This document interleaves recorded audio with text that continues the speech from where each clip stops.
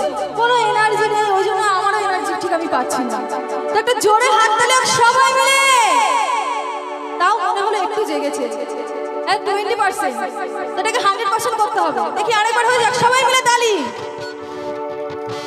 40%। তারপরে পেছনে যারা রয়েছো আমার বৌদিরা, প্রেম জাগেনি মনে? জেগেছে? তাহলে একটু হাতে তালি হোক সবাই মিলে আরেকবার। 50% হলো, আর বাকি 50%?